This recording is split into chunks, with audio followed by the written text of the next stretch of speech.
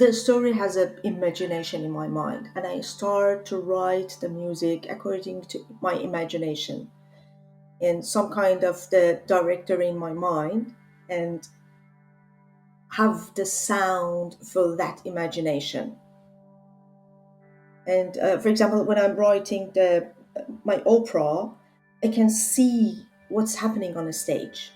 I can watch it and follow the story. What's happening now? She's go there. What is her act? What is her feeling? The feeling and imagination is very important for me. I think this is the most important things for me to write the music.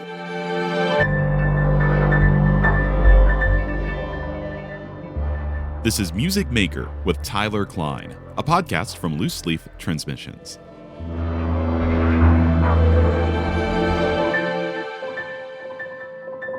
Hey there, folks. Hope you are doing well, and welcome to another edition of the podcast.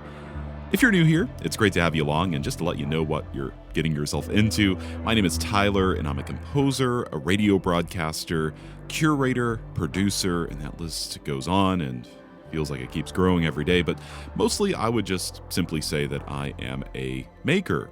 I really like to make things, and on this podcast, I sit down with other creative people to discuss their journey, process, philosophies, basically whatever it is that makes them who they are and inspires them to be creators themselves.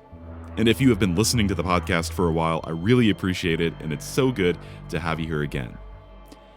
On today's episode of Music Maker, I'm joined by Mahdis Golzar Kashani. Born in Tehran in 1984, Mahdis Golzar Kashani is an internationally acclaimed Iranian composer and pianist whose work has earned her recognition across prestigious stages and institutions worldwide. Although she initially pursued a degree in electronic engineering at Azad University, her deep-rooted passion for music led her to switch paths and obtain an MA in composition from Sooreh Art University. Mahdis is a composer whose work I have admired for quite some time, but this is the first time I've had a chance to sit down with her to get to know her and her work better, and it is a fascinating conversation. In our discussion, Mahdis, of course, talks about her journey as a composer that led her from her native Iran to living and working in Europe.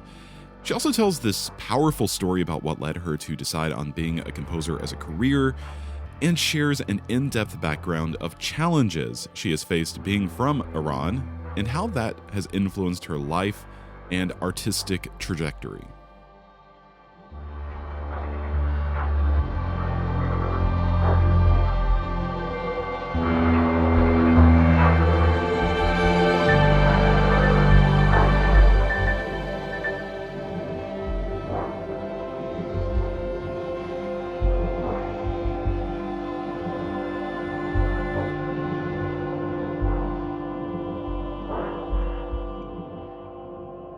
As always, a little bit of business to share before we jump into this conversation. One of the simplest and indeed the best way for you to support this podcast is by listening. Listen to this episode, listen to earlier episodes if you haven't already, revisit episodes if you feel like, and share this podcast with friends who you think would enjoy listening to it. And then you can also follow the podcast on your favorite streaming platform. That will ensure that you get the newest episode as soon as it's released, pushed straight to your device. Also, an equally impactful way to help the Music Maker podcast is to leave a rating and, if you can, a review. We've gotten a couple of those so far, and it's been so great to share your thoughts here on the podcast, and I'd love to share more of them. So if you feel strongly about the show, if you value these conversations, please do be in touch. You can leave a review on Apple Podcasts, or now on Spotify, you can leave comments on each individual episode. So ratings, reviews, comments, the more of those that we have, the more visibility the podcast has, and the more that we are able to grow. And I think we can both agree that's what we want, right? Now, on to my episode with Mahdis Golzar Kashani. Well, Mahdis, I'm very glad to be sitting down with you to learn more about your work and who you are as a composer. And I just really want to thank you so much for your time today and for coming onto the podcast. Dear Tyler, thank you so much for having me. And it's my honor to be in this podcast. And yeah, thank you. Yeah, of course. So, where we like to start each episode is as far back as you are able to share and as far back as you can remember in your own journey. So, my first question is, what is your earliest artistic memory as a composer? I remember my childhood that I went to the piano lesson that was really important for me. At the beginning of the way, my mommy was really great supporter. And after a long time, not too much long, but after couple of years, I found it so amazing. And near the practicing, I started to improvise the music. And sometimes I could make some pieces like the classical music that I practice and play. In that time, the Anna Magdalena Labach song was so popular for the beginners, or a little after that, and I tried to make composing like that. But the most significant, remarkable memory, I remember I was in high school and started to compose a piece that was a kind of new that was new for me, to make a dialogue between the father and his boy as a bowling kind of ping ponging of sound to make a dialogue for the music.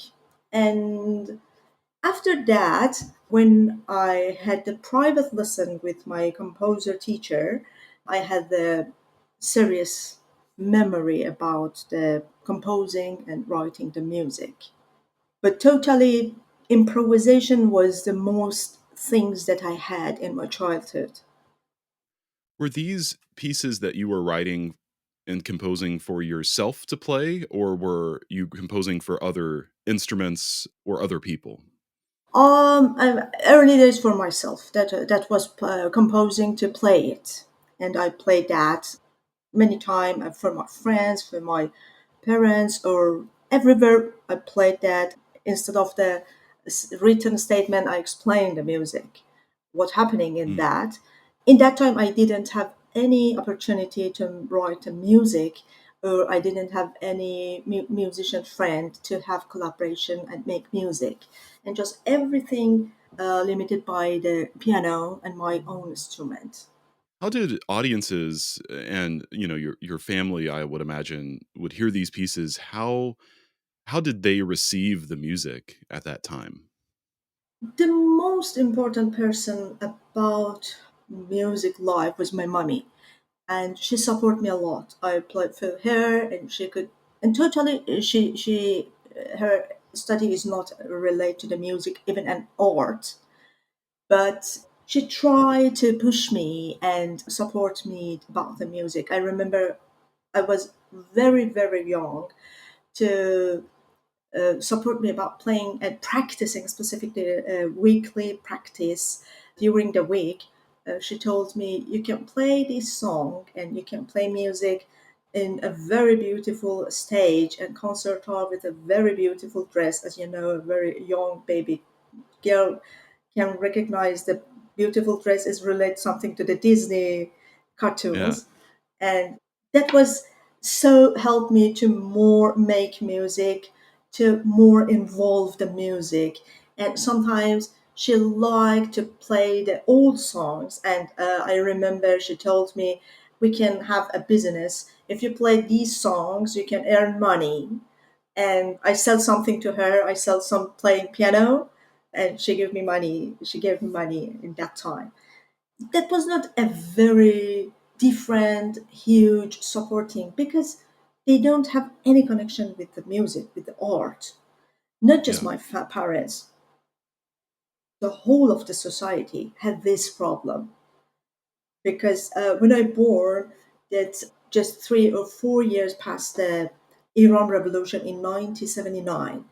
And in that time, many things changed totally. Specifically, the art and the culture things go completely in a corner.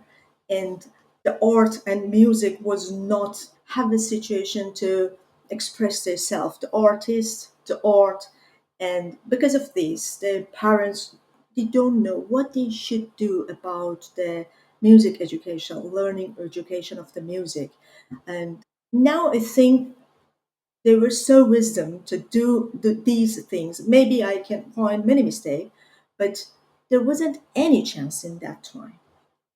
So, how were you able to kind of further yourself in your music making, through high school into college, if this was kind of the attitude in Iranian society at that time?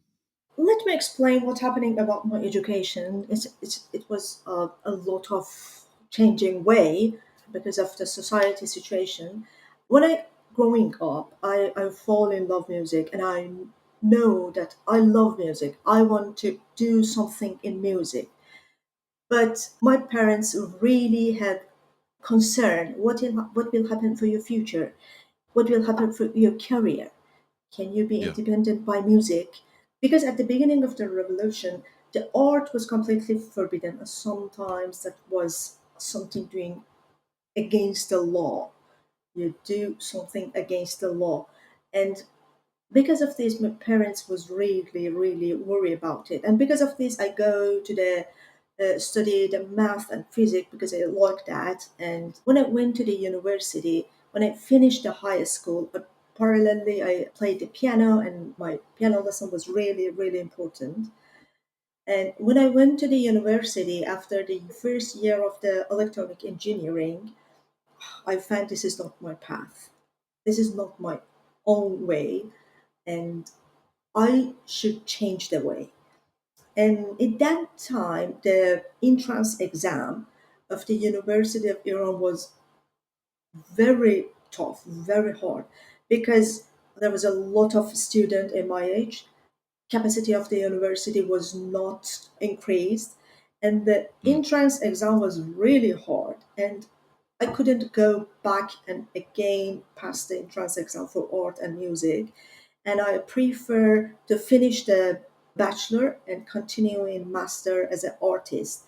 In that time, that was chance, because if you could pass the entrance exam, then you can go to for the art and music and composition, anything you like. And parallelly, I started to study the music and the music course, and then for the master, I changed it to the composition, because I decided, okay, if I want to be completely no work, no career, no earning money, okay, I'm happy in music. That is enough. That was enough. Instead of unhappy person in, for example, very important career with very high salary. And then I changed it and I went to the music. But during all these years, I went to the private lesson of the piano, playing piano lesson, and the study of the important lesson of the music theory, harmony, counterpoint, anything related to the music. So, I think I saw on your website, you studied electrical engineering Yeah, in college, and but that entire time you were still making music one yeah, way or another. yeah, yeah. Exactly. Yeah. That sounds like it could be challenging. It was hard, but I love music. Even these days, I work 7 days of a week, and sometimes it sounds a little strange, but this is the result of the love. I know that feeling. Yeah, I know. It doesn't matter. It's a Sunday or Monday or Saturday, and if I have idea to writing, I'm writing music. If I should reading about the composing, I'm reading that, because some kind of fun. It's not a job. So you mentioned that you had a composition teacher as early as high school. Was that your first encounter with a working composer, or was that a little bit later when you were doing these studies? My first encounter with a real composer was my teacher when I studied composition parallelly in electronic engineering, Mr. Mehran Rouhani. Mm. And I know him many, many years ago. Before that, I was his student, because I know who was the Iranian composer in that time. When I watched the series or watched the films or in cinema, I wait at the end of the film to try to find who was the composer of the film, who was the composer Yeah. of this series, and because of this, I don't know what the composers was and now is my heroes in my life. It sounds a little weird, but I love many composers. And first encounter the composer was my teacher, Mr. Rohani, and he was a very good teacher in Tehran. And many composer, Iranian composer was his student. He studied in UK Royal Academy before the revolution, and he back to Tehran and started to teach many students and 3 or 4 generation of the Iranian musician. And very important encounter with a composer.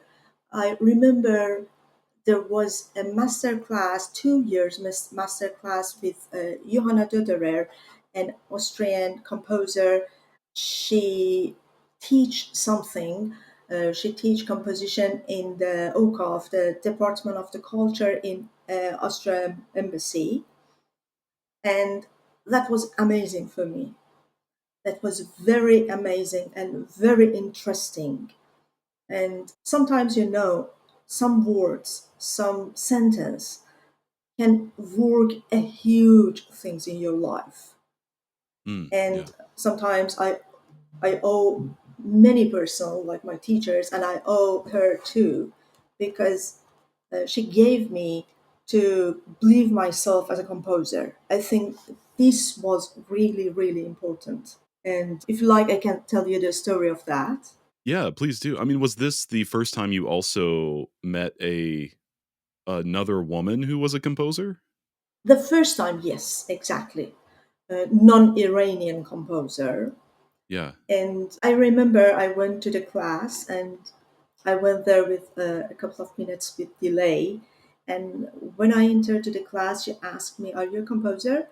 And suddenly I tried to say yes. I said no. And then thought, "Oh, I'm here. If I say no," she says, "Okay, you can't enter the class." I said, no, I'm composer. And again, Yeah. I shied. I said, "No, I'm not composer." And suddenly she asked me, "Why you don't know who you are? Are you a composer or not?" And suddenly I shocked. What an important person. Do you know who are you? Do you know what should you do in your life? And the things I think that the society should give you. Maybe it happened at age 5, maybe it happened at age 25.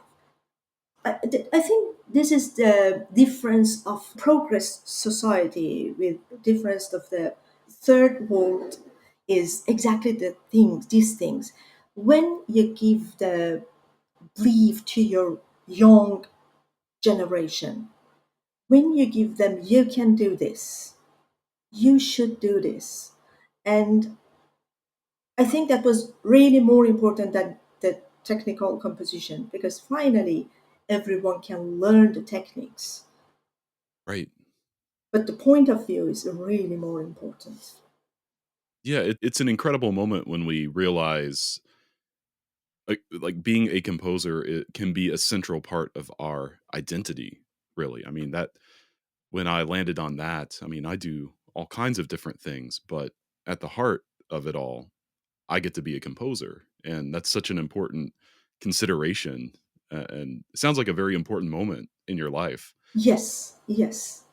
That it sounds simple, but it was really important for me because I found myself and I recognize how I'm thinking and is it correct or not? Should I change something or not? Yeah, that was a really incredible moment for me. Yeah. So, can you share a bit of an overview, kind of connect the dots, so to speak, of your creative journey? Because you're in Iran, you're not studying music, but you are, you're not, you're kind of studying music on the side. And then you decide, okay, I'm going to go on and get a master's in music. How did all of that unfold? And of course, now you are based in London in the UK. So, I I can imagine a lot has happened to lead you where you are today, but would you mind briefly sharing how you got there? When I started the master, I completely focused about the university. Just focus about the lessons, just study and try to study a lot of scores. And as you know, in Iran, there wasn't any access to the score of the contemporary composer because of the copyright. And it's completely impossible to buy something from Iran because of the sanction. You can't achieve anything. And I completely focus about the composer that I access to the scores, specifically important composer. And in that period, I focus about the courses. And sometimes I didn't like my composing, but I prefer to do my homework in a best way. But when I finished the university, I started to reading, try to find a contemporary composer and try to access to their music. And in that time, in 2011, 12, So, what led you to being in Europe? the story started with the Austria embassy, and the composer Johanna Doderer introduced me to the director of the festival, and this connection with the festivals started. This was a great chance, and I tried to make more chance to listen to my music, to make my music in a live, and that was participate in the composition competition. That was hard because in Iran, even in the period of the studying, there wasn't any ensemble or there wasn't any orchestra in the university to perform your piece as a composer student. And that was more weird because there to learn about composing and you compose and finally you can't hear your music, you can't listen to your music. And that was a great chance, and this connection started and started and grow and grow. And specifically my friends in Facebook, many musicians were there, and sometimes I saw anyone is near the piano, I said, okay, this is my colleague, I follow it Yeah. or her. Right. And some of them is now very very close friend and lovely collaboration. And many time I try to find the opportunity to work in Europe and send my music, send the email, and sometimes I was really lucky to have the chance to perform my music. Yeah. Maybe you already answered this question, but when was the moment you knew that you wanted to be a composer for your career? The first time I wanted to be a composer had a story. That the story I told you, that was the moment I believed that I can be a composer. But the first time it was in 2009, I think. I was preparing for the exam of the university, and in that time that was just two chance: composition and performing. And I wanted to go to study the piano, performing, and I had an exam. I should perform for the jury, and I remember that day was an political event in Tehran. In 2009, there was the movement, the name was Green Movement. It related to the president that he was our president, but we told that no, you made cheating in the voting and something like this. And there was a case in Tehran. And in that event, after the exam, I played very good. I played four pieces from four period of the history of the music. I wanted to know what's happening in that political event, and I stay in the street, and I was in the middle of the Tehran, in city center of the Tehran, and listening to that event and that speech. And after the speech finished, the guard and the police start to attack the human, the pupil, because as all the time they attacked the human, the pupil, like 2 years ago, 1 years ago, 4 years ago, every time. Yeah. And in that time, there was a lot of old guys near me, and we wanted to run, and they couldn't run. And suddenly, my hands was behind the old woman. Just I heard some sound that by the bottom of the police. And finally, we ran and refuged to the home of some guys. Many people opened their doors to help the people in the street, to cover them, to refuge them, to don't the police attack them. When I saw my hand, I saw it's completely black. Why my hand is black? And I was really shocked because of that attack. And I found, oh my God, the police button was on my hand. Exactly 1 hour after the entrance exam of playing piano. What happened for my future? Can I play after this happening? I was so lucky.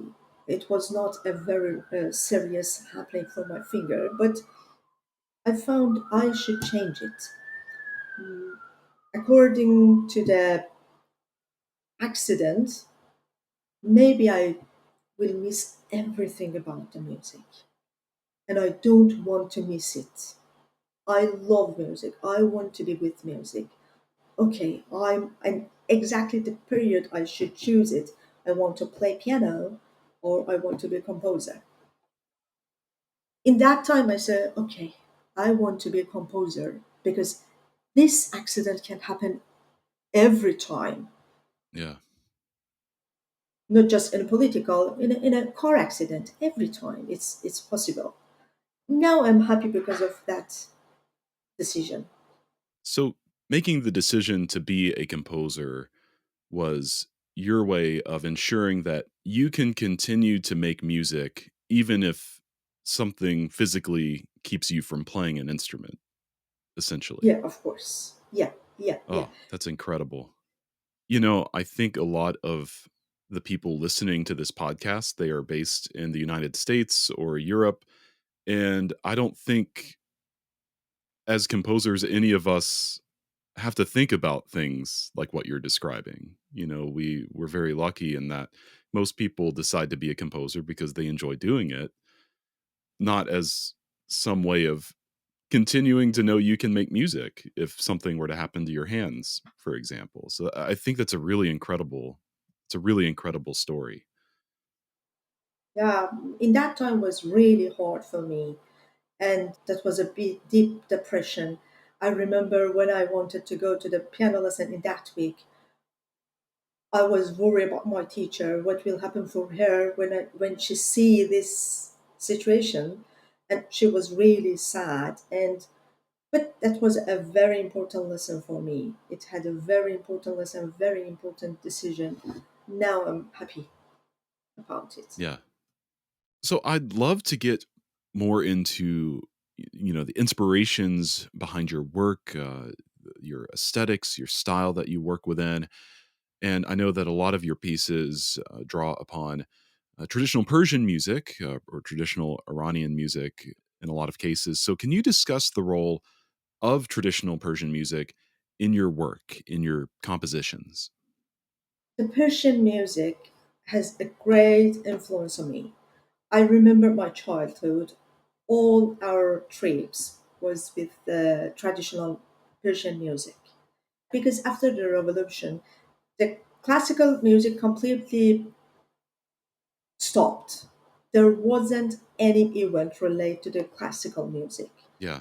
And pop music the same as. And classical traditional Iranian Persian music was very, very valuable and full of interesting material in that. And that was a chance that we missed the pop music. We didn't have a lot of pop music. Instead of that, we had traditional music. It was a good chance in my childhood. And I remember many times I listened to the master of the Iran, like Shajarian, like Mishkatian, and of course, when I'm starting to composing, many time, for example, when I made a Iranian interval, the interval leads the sound like traditional music. I try to change it. I make a decision. Okay, let me change it to another one. For example, 6, 7, 9, 10 times, change it, jump the note, and then back to that one. I Mm. think that is in inside of my blood. And honestly, I love Persian music. And I think this is my chance and my material that I can work on it. Like Dvorak, like many composer that work on their own folk music.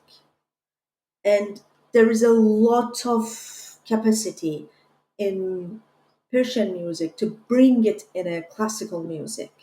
There is a lot, huge. And sometimes because of this, I prefer to composing like traditional style, not the contemporary composition that many composers do this, because I think I have a lot of material and I have a lot of things to speak and to say about that. Mm. When you do compose in a more contemporary style, how do you go about balancing that with these more traditional Persian sounds that you compose with?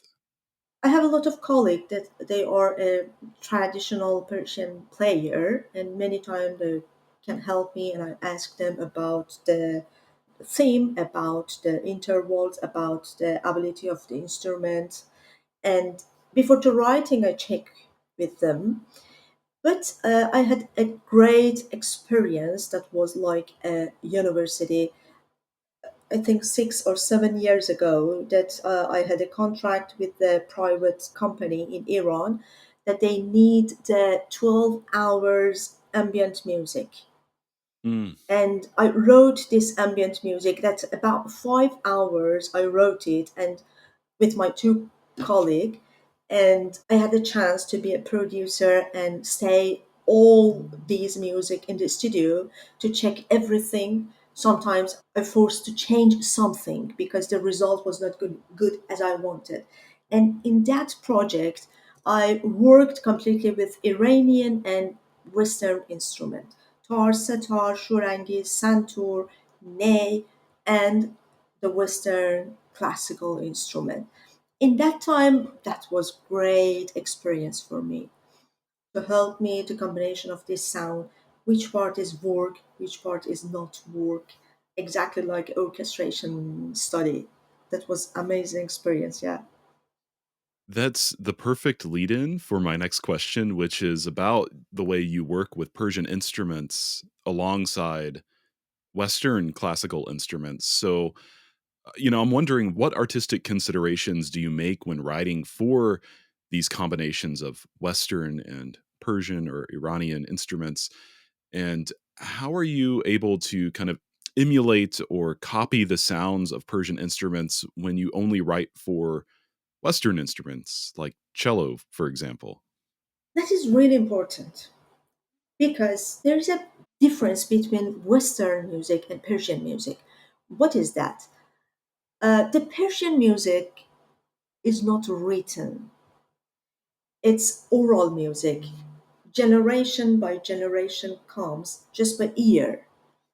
Just a couple of years, about 20 years or more than this, a little more than this, to start to write the music according to the science of the Western music.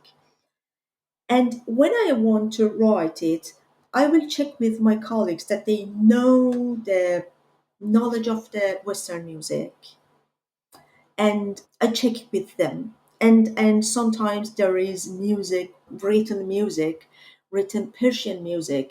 and I can check the techniques. But many times I feel the lack of something. For example, one of my idea I love, I'm sure that it will be a very amazing sound. The combination of the Iran percussion instrument, the name is tombak, with string quartet. Mm. I think it will be amazing sound. Oh, yeah. It will be amazing, but there is a problem. There isn't very deep source to show me the sign of the tombak. We have something, but this is not the whole of the things as a professional tombak player can play. And we have just one or two very master tombak player, and sometimes I spoke with them. Please write it. What happened after 100 years when you are not in the war? What happened for next generation? They should listen to the music and try to make that sound, or you can write it. That it's really easy. And if you don't write it, AI will do this. I believe the AI can do this. Not now, but in near future. But try to find the way to fix something with the player. For example, in last project that was in Oxford Song Festival, there was a Persian instrument shurangiz. That song was about 1 hour, and I had a chance because the shurangiz player is my husband, and I check Mm. everything, and he was very angry. Oh my God, what is this? I said, "Oh, this is the real music. You should read it and you Yeah. must play it." It was a little hard for him because it's not in their culture of the art, in the culture of the music, Persian music. But finally, we need to speak and need to make a dialogue to make it. And finally, it will happen. Just need a little dialogue. So it's a bit of a challenge then, trying to find people who play these instruments that can more or less read Western notation. Is that right? I mean, Yep, yeah, exactly, exactly. But new generation of the Iranian instrument player can read and write very good, and they know all the details about the Western music. yeah. Now these days, it's really easy to make connection between Western and East music. Well, I think it's really cool what you're it's really important and it's really cool what you're doing, kind of blending these two sound worlds. Yeah, yeah, So one of the questions that I ask everybody, it has to do with the philosophies in your work or style or aesthetic. And that is, what would you describe as the primary pillars of your creative practice? exactly. When I write music, I think I'm writing film music because I love film music, and I Yeah. wish I can write for film one day. The story has an imagination in my mind, and I start to write the music according to my imagination and some kind of the director in my mind, and have the sound for that imagination. And for example, when I'm writing the my opera, I can see what's happening on a stage. I can watch it and follow the story. What's happening now? She's go there. She's what is her act? What is her feeling? The feeling and imagination is very important for me. I think this is the most important things for me to write the music. My one of my last composition was about the article about what is the reality of the love. Very amazing Iranian philosopher try to show what's the meaning of the love. Show the love in different parts. Show it the first step is the part of the mind that make the decision, Mm. the brain that make a decision. When you look at something that you like it, look at this, make a decision and say, this is beautiful. Next step is beauty. You counter with the beauty. What happened after that? You think, if I can't achieve it, I will fall in depression. I will be sad. It's a part of the love, and show what is the path of the love. And because of that story, I find a feeling, And according to the poems that I found it, I have some sequence, I have some imagination. What was the dialogue between the love and beloved? The main pillar for me is the story, imagination, and the feeling of about that story. So music is kind of very like visual for you as well, it sounds For like. me, it's very visual, very visual. Yes, exactly, Yeah. exactly. Because I think the sound is just the art, doesn't need the light. You can sit and enjoy it with your closed eyes everywhere, and you don't need the light on a stage. Yeah. I think this is the difference between the music and another part of the art. And because of this, I love the sound because it can goes inside the soul. It can goes inside everything of feeling. It works like this for me. Is that visual nature, is it only kind of in your imagination, or do you ever actually draw pictures in any way when you plan compositions?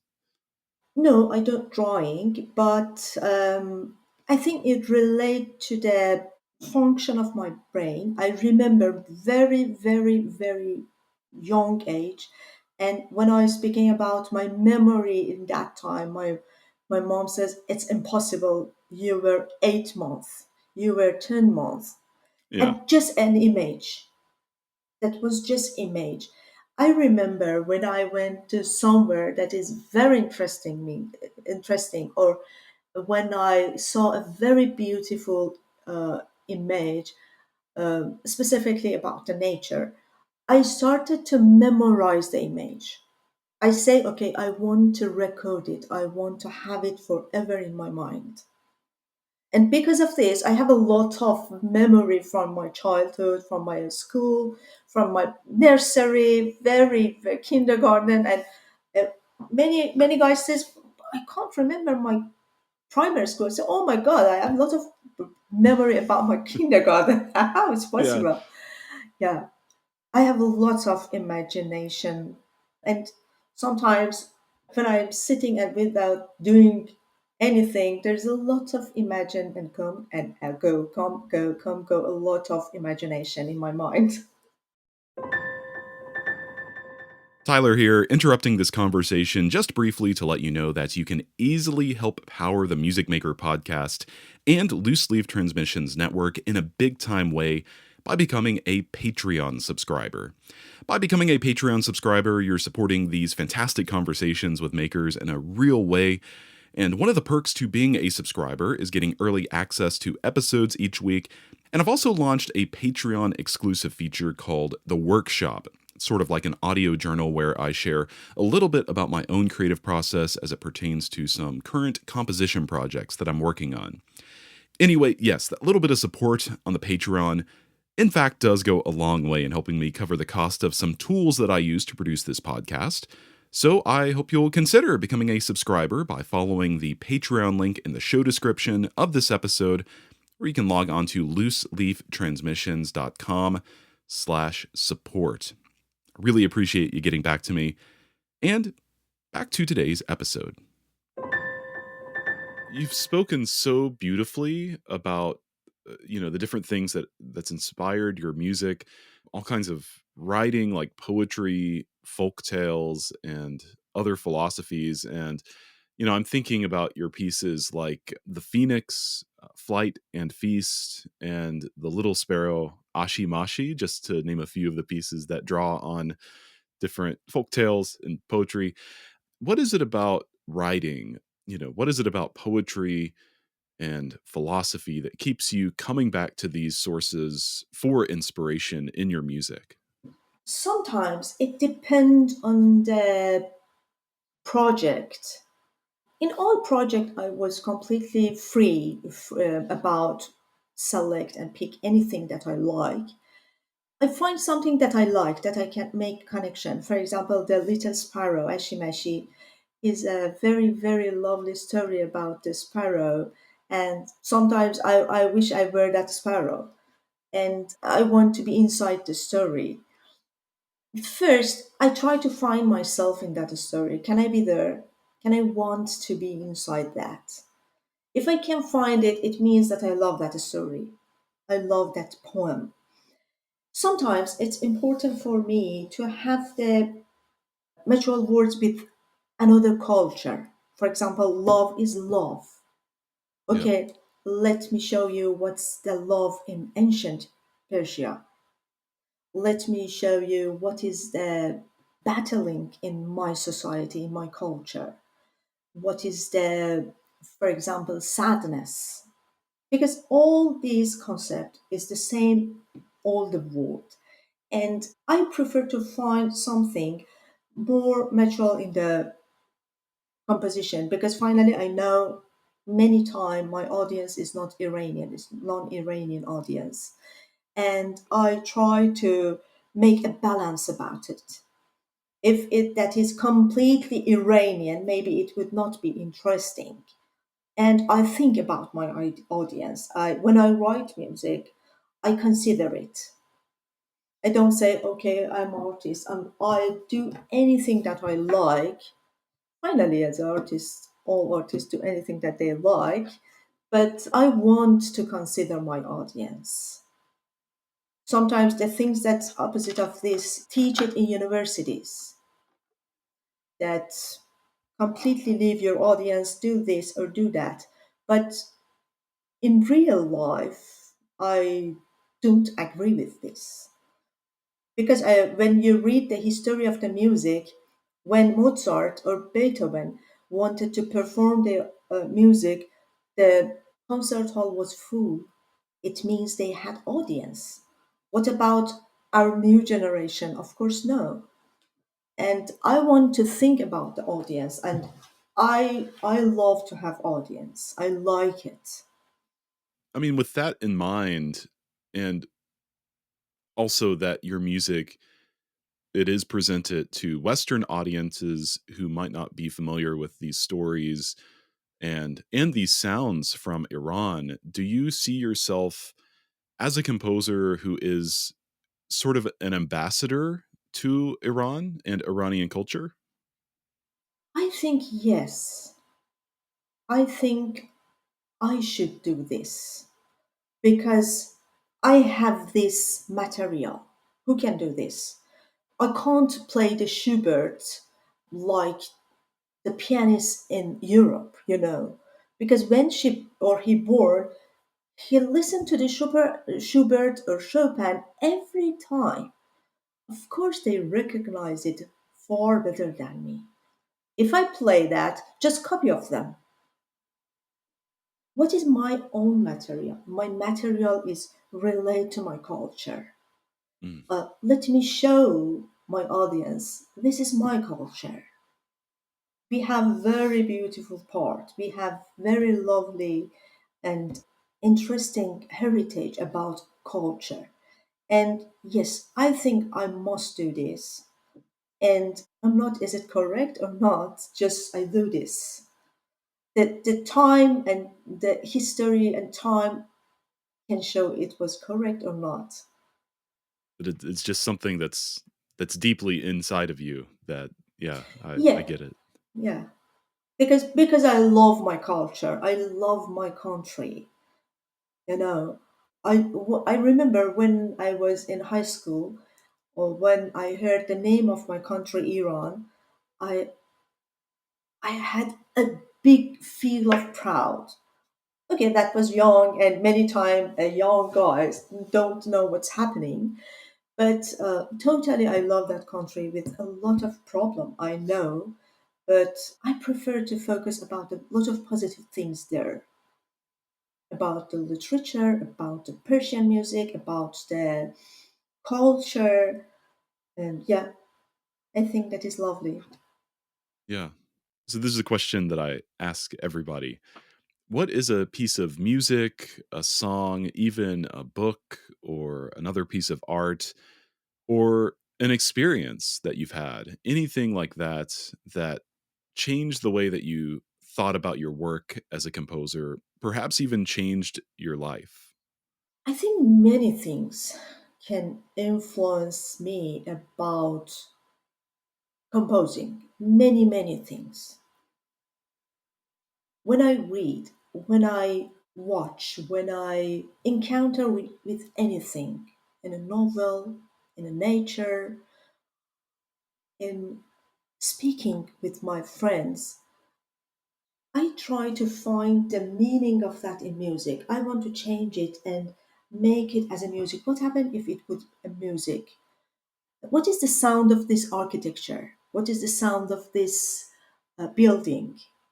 You Mm, know, sometimes when I go inside the very amazing contemporary building, I say, oh my God, it needs a sound. It has their own sound. Sometimes, oh, I need a flageolet of the guitar, just very small sound. I need here, I think many things I try to change to the sound. But one of the Western composer that influenced me a lot, and I love his composition, is Peter Vasks. I love his composition. I remember I went to the festival in 2013 in Austria, in Linz, and I went to the bookshop that there I could find the score of one of the string quartet of the Peter Vasks. And when I saw that, I shocked. Oh my God, that is his a string quartet that I love that. And the seller, the bookshop seller, found, oh, and come, what are you doing? I couldn't leave that book. And when I emigrated to the UK, I went to the British Library. The first things I wanted to have that book was the string quartet of the Peter Vas. When I started to study that score, I started crying. That was really amazing for me, that string quartets. And one of my favorite composer, and I have a lot of favorite composer, and all this influenced me. All these, I even the nature, even yeah. the just a word, a sentence of a friend, I think many things can influence, many things. What is it about the music of Peter Vasks that you find so moving? There was the material like Iranian music. For example, in one of his, I think in his first string quartet, you can find the melody of the Iranian. We don't use the scale; we use the mode. In first his string quartet, he used the shur, the mode of the shur. The name is, and I said, "Oh my God, what is it? That is really amazing, and how much interesting that kind of modes come to the classical music." Yeah. And he is a East European, and East country of Europe has a lot of beautiful folk melody too. And yeah, that was very amazing in that period. The first way of composition was important for me. That Yeah. composer, yeah, It's amazing. Because he's yeah. he's a composer who likely did not encounter Iranian Never music. ever, no, no, Yeah, yeah, yeah, that's yeah, it's yeah, yeah, yeah, incredible. yeah, exactly. You can find many connection, exactly, because before many years ago, the line of the border was not like now. Part of the Iranian music is like Armenia, is like Azerbaijan, is completely, why? Because they speak with the same language. They know, they have their own folk music that are really near each other, and you can this influence about the Russian composer too. Yeah, Why? Because before in Soviet Union they had connection with the Armenian, and the music was follow and find a way. And I love this language because never ever borders can not stop this. Iranian music, but I feel that Schubert is mine too. Chopin is mine, not just for European, because I love them. Mendelssohn, many composer, many classical composer. It's all of them living in a union, and our union is music. Exactly. So we have spoken quite a bit about, how your music is inspired by very old folk tales and poetry, but you also write music that responds to, the world around us. For example, your string quartet and the Moses Drowned draws attention to the deaths of children in the Syrian war. So how do you feel that you can use your art to draw attention to all these different issues? I think I can't do this because our music doesn't have a lot of audience. We know this. The classical music, the contemporary music totally had, in the best situation, we have 300, 400 audience. I don't have this chance to say something that I want to speak about it. I think the pop music, the pop musician can do this. Mm, But just I want to do my job. You know, the big concern, the big question of myself, about my world, how much I should be concerned about my society, how much to be silent, how much can I speak. When I emigrated, it was really sad because that emigrate was not by my willing, because of the movement started in Iran and many young, beautiful guys died because they wanted to change something, because they didn't have anything to miss it, and they easily died. I emigrated and I asked myself, you had responsibility about your society. You didn't anything. Finally, you leave because you didn't have this ability. And many times I ask myself, where is the line? I should speak. I should want something. Now we have a situation in Iran. People can do anything. Government can do anything. Why? I think be silent of the citizens. All these lead to make a big and big dictatorship. And I don't know, I'm sure I don't have a lot of audience. I remember for the first time this string quartet performed in Heidelberg Music Festival, and I spoke about what's happening, why I wrote it. When I saw the video of the small boy, his name was Emran, was in attack in Syria and he was alive, and they bring him inside the ambulance and all his body was full of blood, and his eyes shocked me. What we are doing as an adult, we must make memory for these kids. In 2014 happened this. Year ago happened a disaster for 1,200 people in a concert. Small baby were there. What was that? I think we must responsible about it because we live in the society. We are not individual guys. I believe that happiness, sadness, healthness, everything can work in society. I can't close the door and I say, I'm happy. I have everything. Everything is okay here. What's happening outside? You yeah. know, I believe it. And I think I grew up with this culture. Don't say dangerous things. Be silent. Be polite. It was a big mistake for the society. It was a great mistake. sometimes you must say and you must want your own right. The silence of this Iran society make that.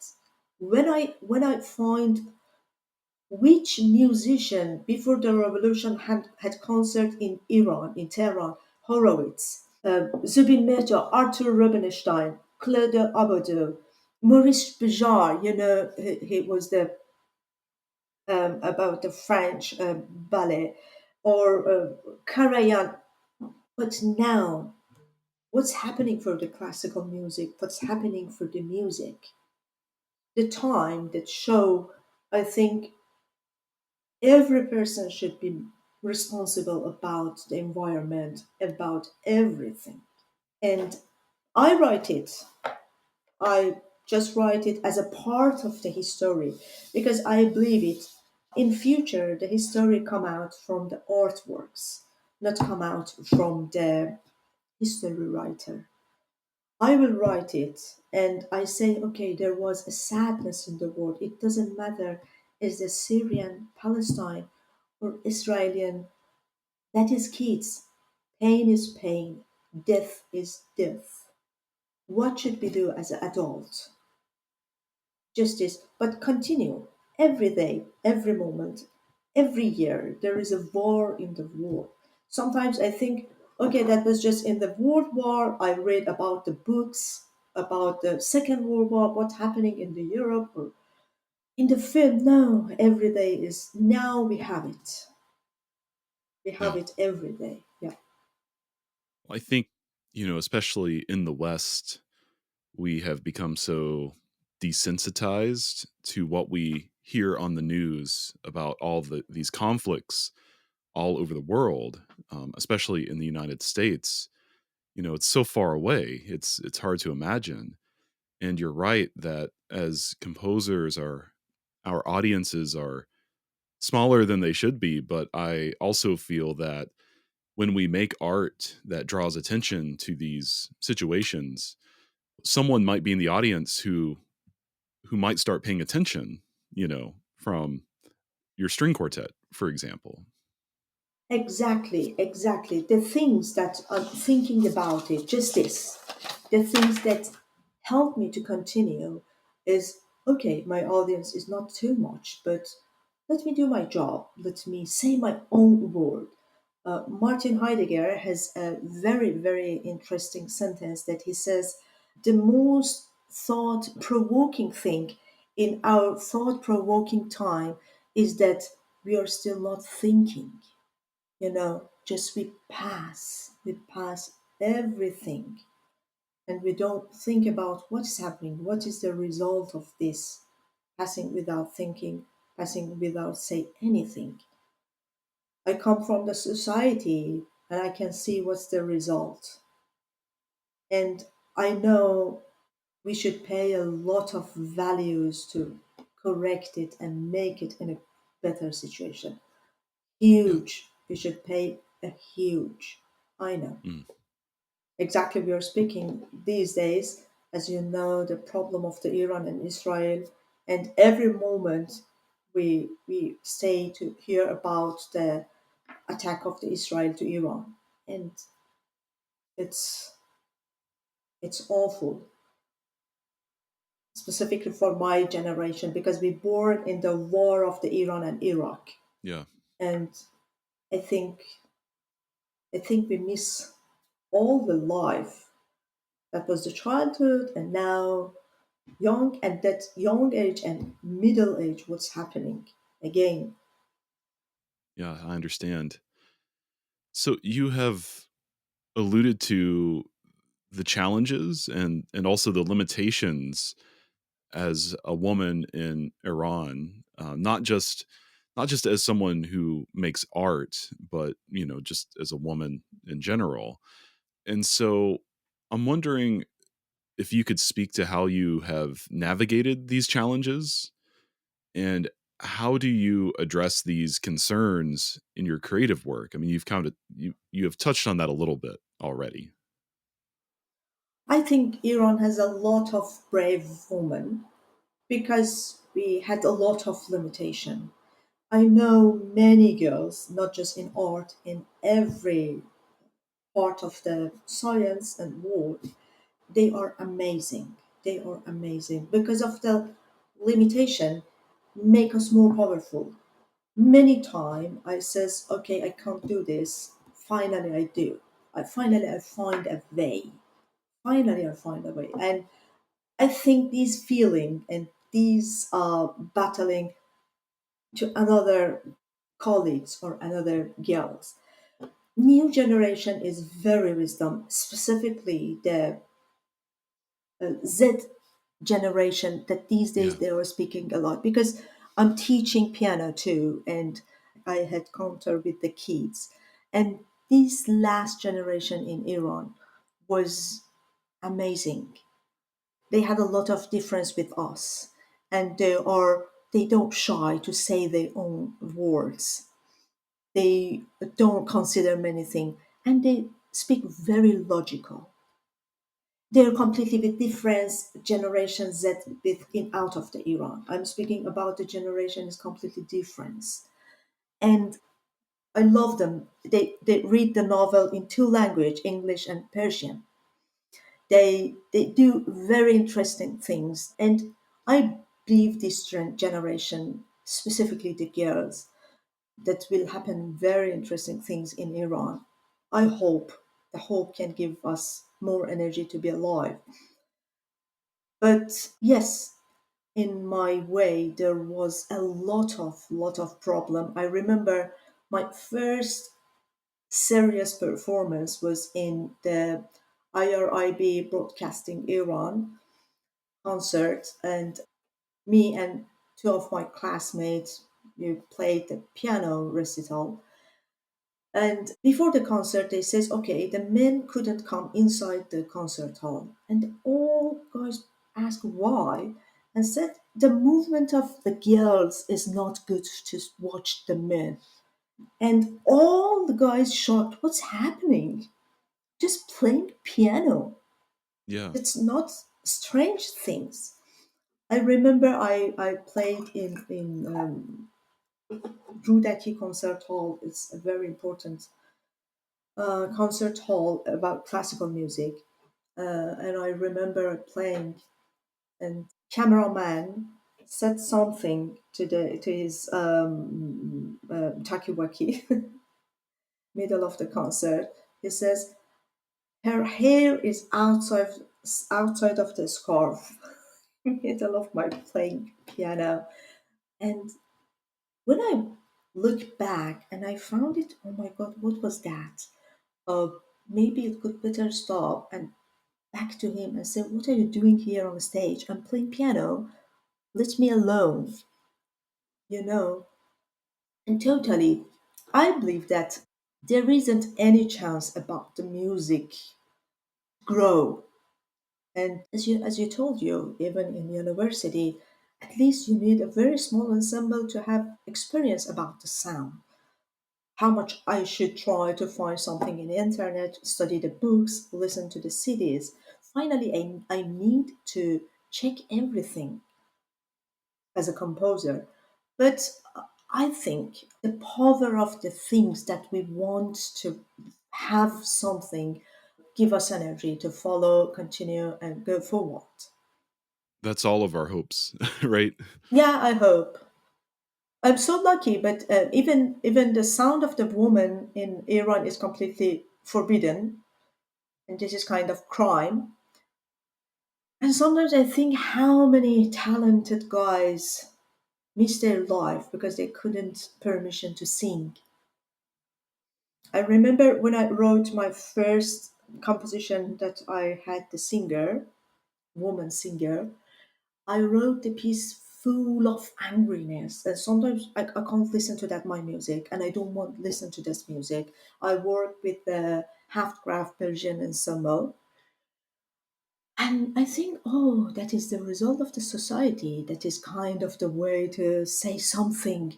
And I'm angry about my society. Why? Because I'm woman. Why? Because I should wear something that may be damage to the men.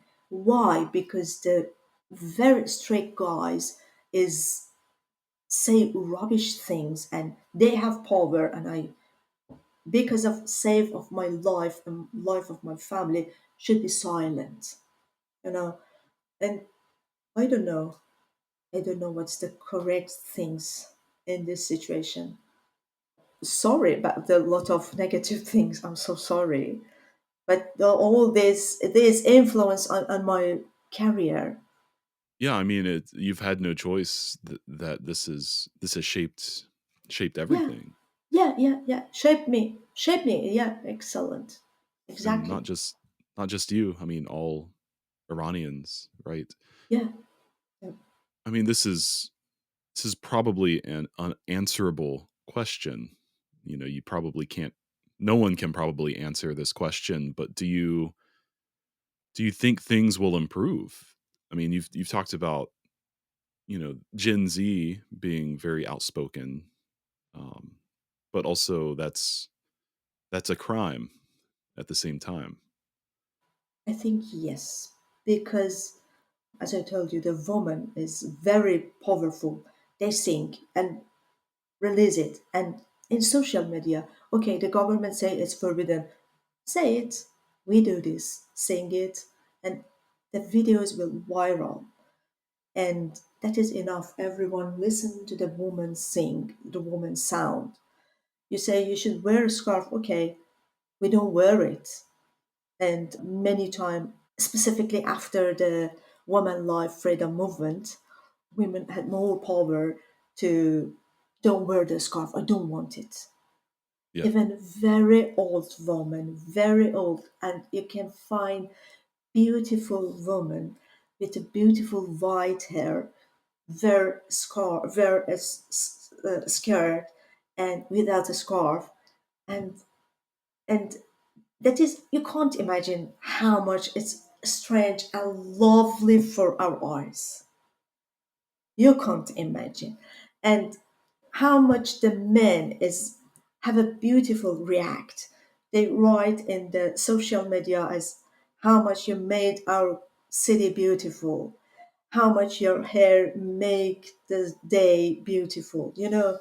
And they start to encourage the woman and start to support women, for example, wear the shorts because that is forbidden for men too. They try to do something against the law and to show that we are all one. I think we will have a lot of hope, but remain one things. What will the decision of the power of the Iran at the end of the day? Will you damage the Iran and leave? Will you damage or leave it alone? This is very really important because we find it in the history of the, for example, Soviet Union, that how it happened with peacefully. I hope don't happen to Iran to different part, but we know how the Gorbachev leave the Soviet Union with the peace, not without the war and killing guys. yes, And the wall of the West and East Germany is completely removed. It depends of the. We are very important day of the stories. Sometimes in future they ask the question in history course of the kids in school because these days are really important, very very important. And just hope can work and give energy. Just hope. absolutely. So, getting into my final series of questions, and these are questions that I ask everybody, starting with, and maybe the answer, you do have an electrical engineering degree, so maybe that's the answer to this. But Yeah. what do you think you would be doing if it wasn't your art, if you were not a composer? If I was not a composer, I'm sure I was a creator something. I love to create something. I don't know what was that because I studied electronic engineer to make the things that I wanted, to make the things that I had idea about it. Finally, I love to create. I don't know what was that, but maybe it's related to the books, maybe it's related to the writing. And finally, creating was my favorite part. But I will be ready about it to miss the job composing because the AI will achieve our job in near future. I don't have a lot of hope. I hope too, but you can't control these AIs, and these are Yeah. many years ago. I read the storybook about Edward Grieg, and there was very, very beautiful things in that book that show there was a culture in more than 100 years ago in the Europe that the kids of the families playing the instrument, and instead of the cassette or CD or something like this, the family had the instrument and the kids play the music, and instead of the buying cassette, they bought the books scores after the printed came to the cultures. And after the recording happened, this part of the culture completely damaged. For example, in that book that wrote, the brother of the Edward Grieg was a very, very good cello player. And he was an engineer or businessman, but he could play very good. Why? Because when they gathering many years ago, they need fun time with music and they play the music. Yeah. And after the recording, many things change. And now we have just a CD, or now just a click. We can listen to the music, even doesn't need to have a cassette or something. We listen to the music. I think the AI will change the future of the composing. I hope not. I Yeah, hope I hope not not. too. The what you're speaking about, I mean, with just everybody, instead of being able to just, put on a track on a CD and listen, having to actually play music yourself. My wife and I we've visited Ireland the past 2 years, and we love going to the pubs because there's no music unless someone is there playing the music on actual instruments, and it's always just like a really amazing experience to hear, and it doesn't always have to be people who are quote unquote amazing musicians. It's just people there playing music and providing the music to everyone else, and it doesn't matter how objectively good it might be. It's just great to have live music there and not Of recording. Yeah. course. But sometimes I think we should ask these questions about new generation.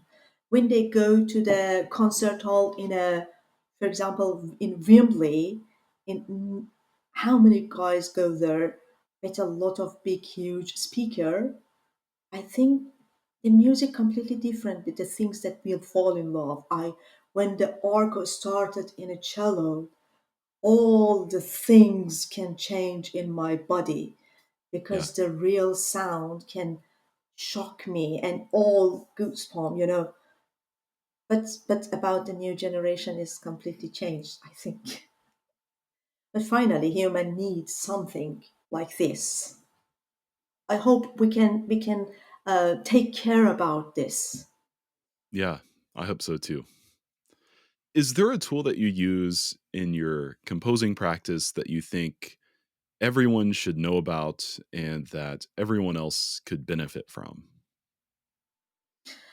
It's not about the technical. It's about just the concept, the way of thinking, the think. Because I believe that AI can compose far better than us, finally.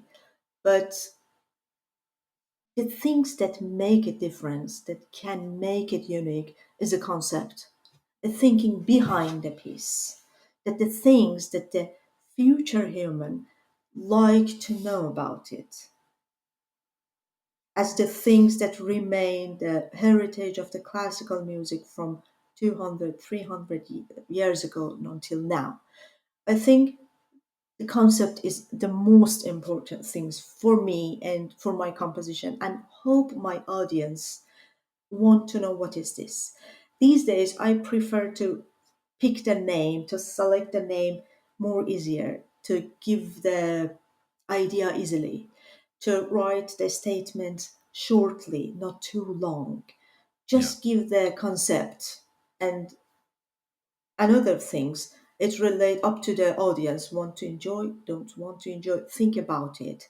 Just as I told you about Martin Heidegger, idea about thinking is the most important things for me now, and hope to be successful in this way. My final question is, what is something that you have never had a chance to say about your art that you've always wanted to share with people?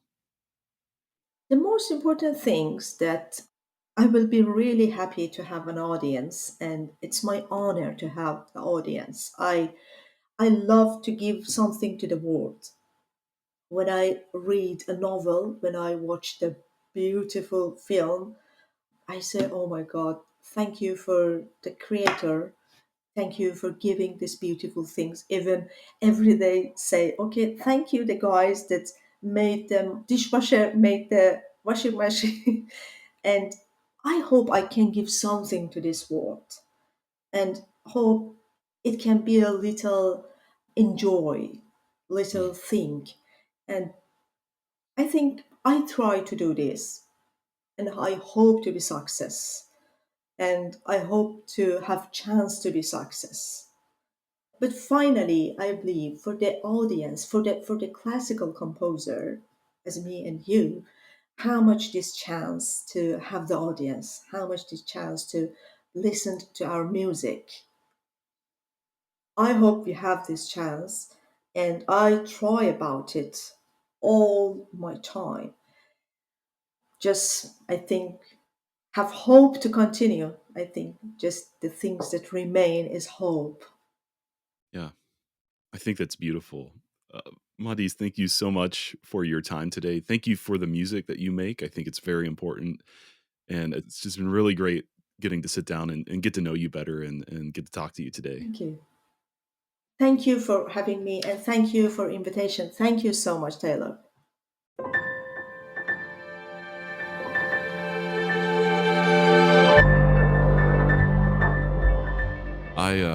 I just want to say thank you again to Mahdis for this thought-provoking discussion, and for wading into some topics that those of us based in North America or Europe really need to be talking more about. Thank you so much, Mahdis. I do hope you dig deeper into her music, and you can find that as well as learn more about her on her website. That's mahdisgolzarkashani.com, and I'll include a link to that in the show notes. I'm Tyler Kline, and thank you so much for joining me for this episode of Music Maker. Music Maker with Tyler Kline is a production of Loose Leaf Transmissions, made for all ears. We're online at looseleaftransmissions.com, where you can find more episodes of this podcast, as well as ways to support the podcast and network in general. That's all the time I've got for you today. Thanks again for listening, and I'll see you here next time for the next edition of Music Maker. Do take care.